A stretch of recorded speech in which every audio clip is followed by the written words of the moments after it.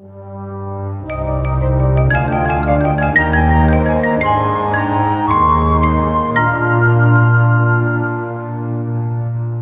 Tabernacle Overview. Again, this is really quick. We're not going to get into detail. But if you looked at the tabernacle, it looks something like this. As you cross through the gate, the first thing you would see is the brazen altar, or the bronze altar. This bronze altar was about 8 feet by 8 feet by 5 feet high. So it's pretty big. It was brass over acacia wood. It's where the offerings were burned, the fat and the meat. The purpose, it's basically a barbecue. If you really think about it and understand the differences in the cultures, it's a barbecue. It's the meat that they ate for various different reasons. Okay, after that you'd have the laver. This was a bronze laver. It was solid brass. The size is not given, so we really don't know how big it was. It was made of solid brass. The purpose was used to wash before you did your service. The Levitical priests would wash there before they served. A few other things. The gate is where you did the killing of the animals. There were meat hangers. Now the scripture doesn't say this, but history tells us that. So the articles the Bible talks about weren't the only articles there. There were also butchering stalls, tables to butcher. The scripture supports that because the temple had them. It doesn't say the tabernacle has them, but Solomon built them in his temple. So if you really think of this as to what's going on, those things are all necessary. You're not just going to do it all on the dirt. You know what I'm saying? We did that at the Passover, I know, but it was a little baby goat. When you're dealing with bigger animals, you're not going to just make a mess on the dirt. You're going to have a table. You're going to be organized. Okay? Now, if we entered through the gate, it would look something like this. And this is actually a better picture. But you'd have the bronze altar first, and then the laver second. Okay? And the priest would go into the holy place first. This is a tent. Why did God make it a tent? Portable. Portable. The Israelites were first a nomadic society. They moved. They didn't stay local. It makes sense to have it a tent.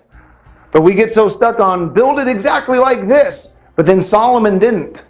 Why? Why was he allowed to break all those specific commandments, those letter of the law? Because he kept the heart. He followed the spirit of the law. So we need to understand the letter's important, but it's not nearly as important as that intent.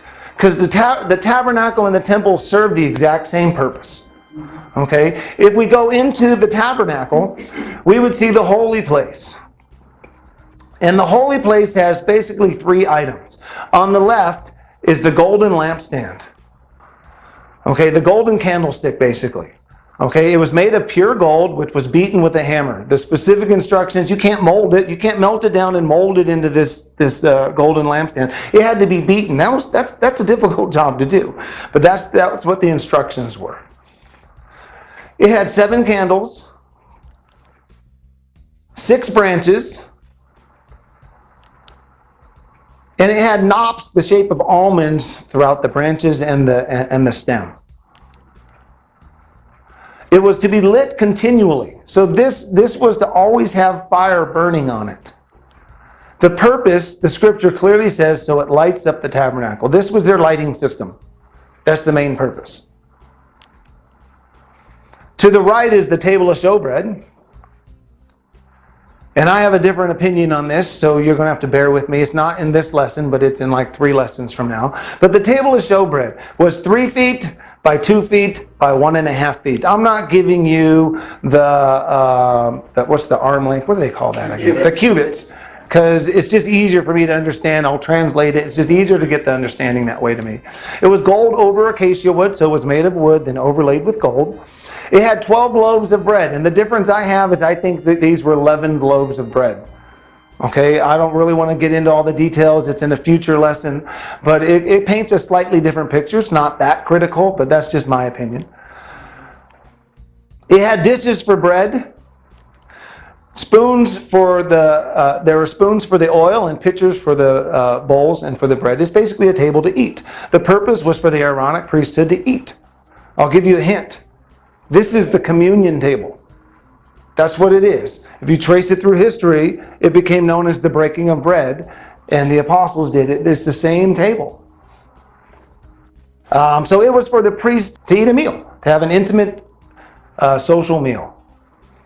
And then the third item is the altar of incense. The altar of incense was 3 feet by 1.5 by 1.5. So it was kind of narrow but tall. It was gold over acacia wood.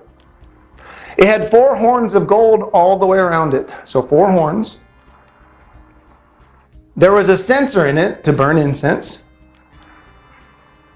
And there were 12 bowls around for that incense. It had the sweet spices readily available for the priests. And the purpose was to burn incense twice daily. There's not a better purpose that the scripture gives, but there's another purpose that we're going to get to later because it represents the prayers of the saints, and we somewhat misunderstand that, I think. So the purpose of this was to burn incense, once in the morning and once in the evening. Okay, behind the altar of incense is the veil. All right, so when they talk about putting something before the veil, that's where it's at. All right, if you look behind the veil, you have the Ark of the Covenant. The Ark of the Covenant was 4 feet by 2 feet by 2 feet. So it really wasn't that big. It was just a small little box that could be carried quite easily. It was probably heavy with all the gold. It was gold over acacia wood, just like the other implements. And it contained the 10 Commandments, Aaron's rod, and the pot of manna. Now there's speculation to this. I'm not sure personally, but the pot of manna and the rod might be on the outside. There's 2 verses that describe it. Some say it's inside. Some say, I personally lean towards it being on the outside, but there's one verse that sounds like it's said to be put inside, and I haven't decided yet. But either way, we know these 3 items.